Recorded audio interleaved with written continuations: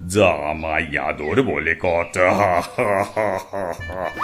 যা আদর হবে না টের পাবে।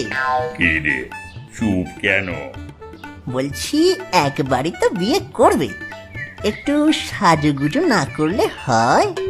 চুলেও তো দেখছি পাক ধরেছে, কলপ করে নিও। ওই জন্যই তো একটু সময় দিলুম। তা বেশ, তা বেশ।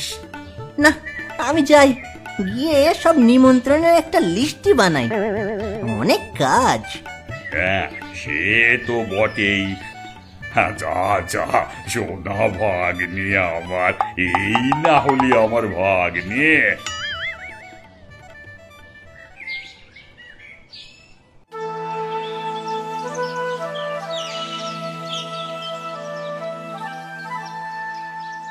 কিরে গাবুদা, তোর শিয়াল পণ্ডিত কি বললো? শিয়াল যা বলল তাতে কাজ হয়ে যাবে। আমাদের সবাইকে তৈরি থাকতে হবে। আহ, কি বললো সেটা তো বলবি। শোন তবে। শোনো, তুমি গ্রামে গিয়ে একটা বিয়ের আয়োজন করবে। বিয়ে? বিয়ে কেন? টোপ না দিলে বেটা বাঘ আসবে না। একটা গাছের তলায় বিয়ের ব্যবস্থা করবে, কেমন?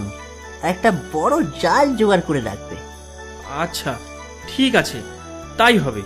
আমি যখন ইশারা করব, গাছ থেকে জালটা বাঘ মামার উপর ফেলে দেবে, কেমন? বুঝেছি, সব ব্যবস্থা হয়ে যাবে।